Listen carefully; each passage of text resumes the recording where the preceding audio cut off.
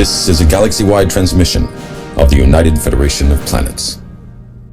The United Federation of Planets Historical Society, in association with Memory Alpha, presents The 4 Years' War. Stardate 2241.03. The planet Arcanus 4. Founded nearly a century before, this research outpost has grown into a flourishing, full-scale city. It is a shining example of Federation progress. There could be no Federation without Earth, and the fact that the humans could lead the formation of the Federation just a few years after their war with the Romulan Empire is nothing short of extraordinary. But it represents something very different to the Klingon Empire. Growing tired of diplomacy, their High Chancellor proclaims, if words were water, the humans would drown us all. The bad blood between the humans and the Klingons meant that the job of preventing war and leading the peace delegations fell to Vulcan. Regrettably, we failed.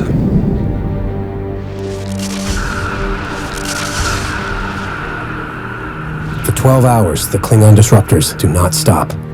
Arcanus is reduced to rubble. Thousands of its inhabitants are dead. Countless more missing. The first victims in what will come to be known as the 4 Years' War.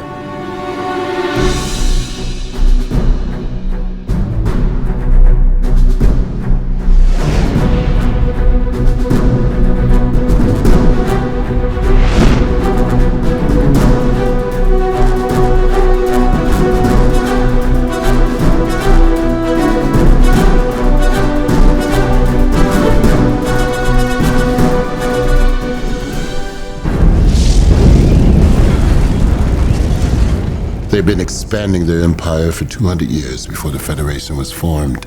That there would be a conflict with the Klingon people at some point was obvious to most of the members of Starfleet.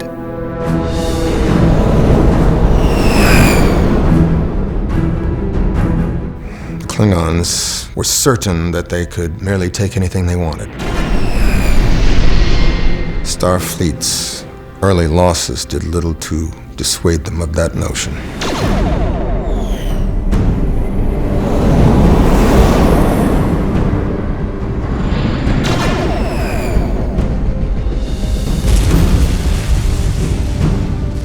Coriana 6, Vesta, Arcanus. We took some major beatings the first 6 months. For most of that first year, our mission was just to slow them down while we fell back. Unfortunately, the Klingons were unconvinced the Federation was any sort of match for them, and their belief in their superiority left us little room to negotiate. Well, at that point, about the only thing we were doing that impressed the Klingons was dying well, and there was plenty of that. The Klingon's supreme commander, the architect of the invasions, was a warlord named Karn. Karn the Undying is what they called him. The Klingons revered him, with good reason. Vulcan intelligence is, if I may say, unparalleled, but even for us, he was a mystery. It wasn't until the formation of the Federation that the High Council began to take Earth seriously. And even after the Federation was formed, many on the High Council thought it as a mere political alliance. Starfleet was never seen as a match for the Imperial Navy. Certainly not one that would impede the growth of the Empire. Their whole civilization, their whole culture, is a monument to the art of war. The early campaigns, yes, the Klingons were toying with us. They were using a strategy known to the Klingon people as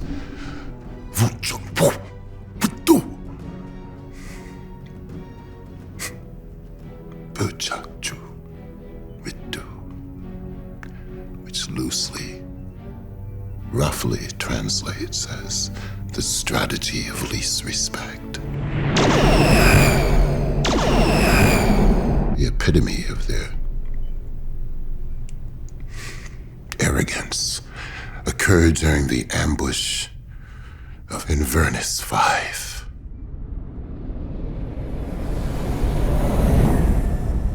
The Inverness system, as you call it, was our first objective. Inverness. 5 planets, all colonized.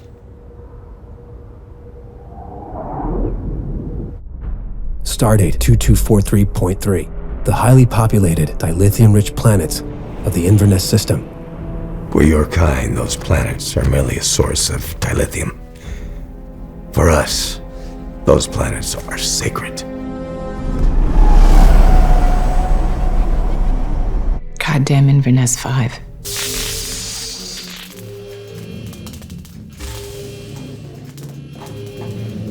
What a mess. It was the first time they used it on us. It was an old Klingon tactic. They had a word, Nakchovit, means devourer. Day after day, it was the same thing.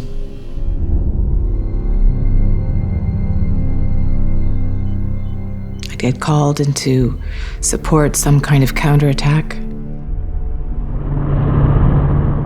By the time I got into orbit, my orders had been changed. Attack called off. Battle was already over. We'd pull out of warp into a junkyard. Fragments of starships bouncing off my hull. Fragments of the crews as well. 18 starships destroyed. Pick up the survivors, beam them up. We'd be beaming them up, and one of two things would happen. The transporters would blow out, or the Klingons would show up and start shooting. I could look down from orbit and see trails of smoke.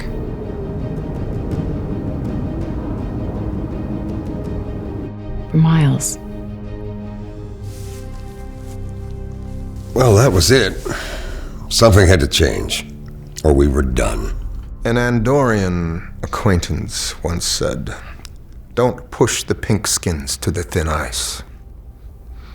Wasn't very eloquent, but the Klingons found it to prove quite prophetic.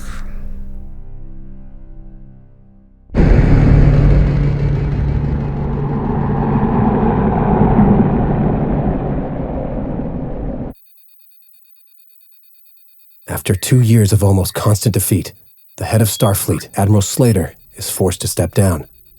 Across the Federation, billions wonder who would replace him. I was on the bridge of the Xenophon. It was my first ship in the war.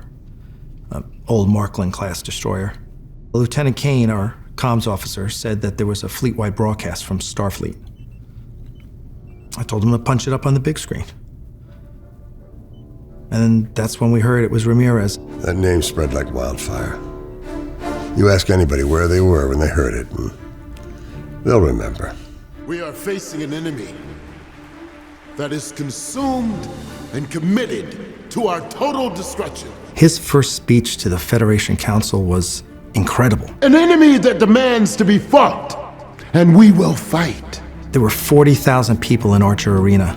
But I say to you, our greatest challenge is not the might of a Klingon fleet. And they all wanted one thing. The greatest challenge laying before us is to do what must be done without undoing the dream of the Federation. Hope.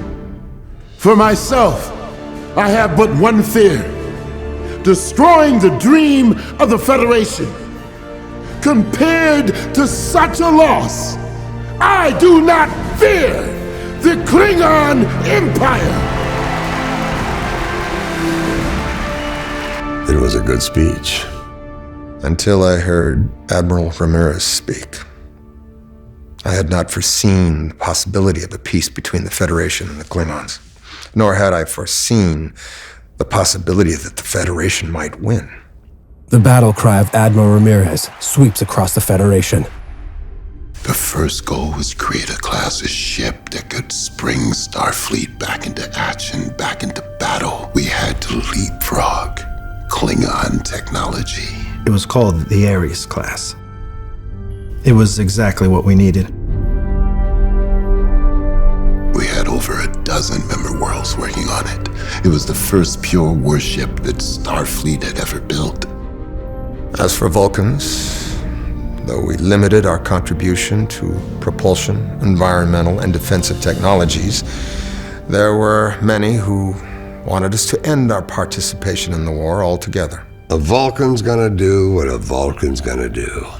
But the Andorians, they were happy to supply us the phasers.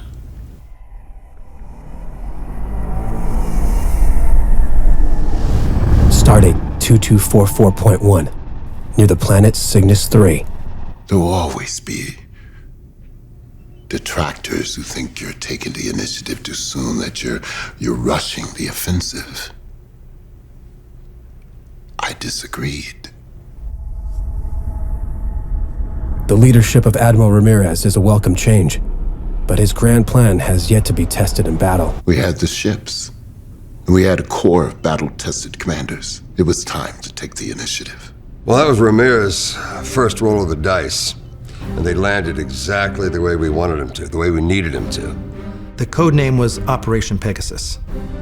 Pegasus was the first test of the Ares class against the ship it was designed to defeat, the D6. The Ares class looked good in simulations, real good, but data can only take you so far. The only true test for a combat vessel is combat.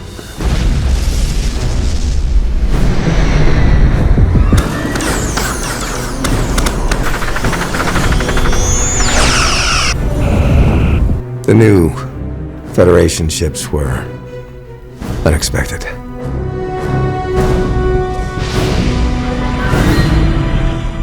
And then there was Garth. That mad Isarian son of a bitch. That was his day. Garth likes to play down his contribution. Don't you believe it? What he did that day, no captain had ever done. We got lucky.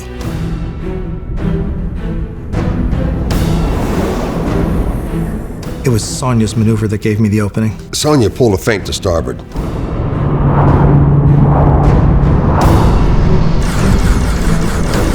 Garth just went for it. It was like a Klingon maneuver.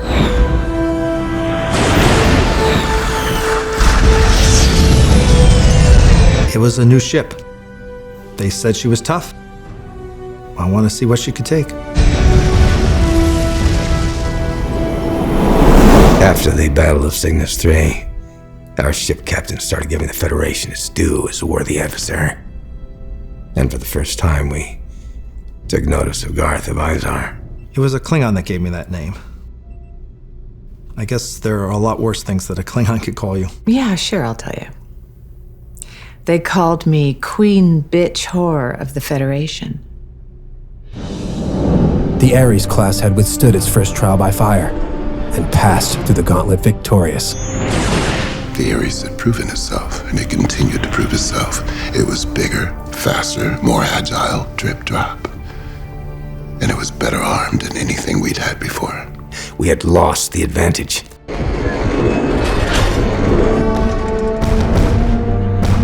At the time, Starfleet crews preferred to fight among their own kind. Crews might be Andorian or Tellarite or Vulcan or human, each of which had their own strategy and tactics. One never knew who you were fighting. And knowing one's enemy is the first rule of war. With the launch of their newer ships and the experience their commanders had gained, our progress was slowed.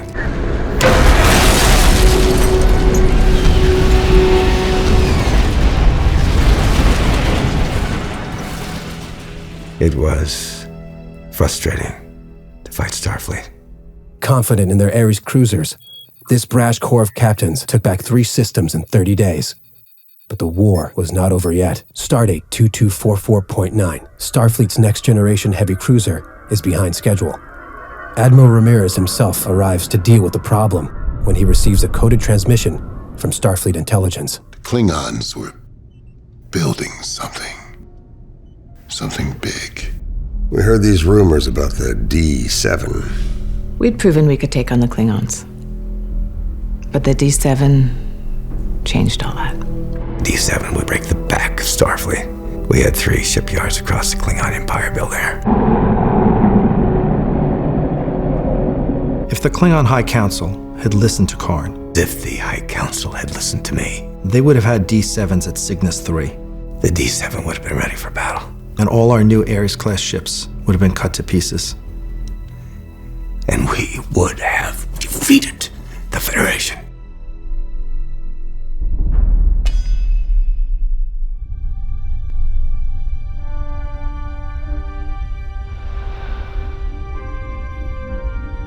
It had become an arms race, a war of technology. The new class of ship was proving more complicated than we realized. We needed more time. If the Klingons launched them first, we would have been outmatched and outgunned again. And by now, the Klingons had learned better than to squander that advantage. I needed another option. I went to my 3 best captains, Garth, Ribbo, Trask, and I asked them each for a plan of action. The Admiralty had 3 different plans. The first one wasn't worth spit. The second one was a good plan, solid plan. But the third was Garth's. Garth asked me, out of the blue, if we could have a drink. That's when I told her I had an idea for a battle plan. My first reaction, let me just say this, I was really glad we were drinking. Garth and Sonia came into my quarters. I showed him a rough outline of my plan, and I said, "What do you think?" Sam sat there. He looked at it, and then he looked at me. And he said, 100% insanity. A bloodbath waiting to happen. That was Axanar. Axanar. Its capture would put the Klingons within striking distance of Andoria, Teller Prime, Vulcan, and Terra. It is the heart of Federation space. Further, Karn's spies discovered that Starfleet's next-generation heavy cruiser is being built in orbit over Axanar. This is his chance to destroy Starfleet's only match for the D7. Garth of Izar knows Axanar is a target that Karn cannot refuse. When Garth first presented his plan to battle the Klingons on Axanar, my first thought was how far he'd come. I mean, he was always an extraordinary explorer before the war, but I knew in his heart he was first a soldier. "We didn't sign up to be warriors. That's not what Starfleet's about. We proved that we could do what we needed to do to defend the Federation. I'm proud of everyone who I served with, especially those that didn't make it back." So I signed off on the plan to end the conflict with one final battle. To end it at Axanar. D7 was the ultimate expression of the Klingon warship. Technologically superior to anything in the quadrant. We would launch her and devastate the Federation fleet. Stardate 2245.1. The D7 enters the war.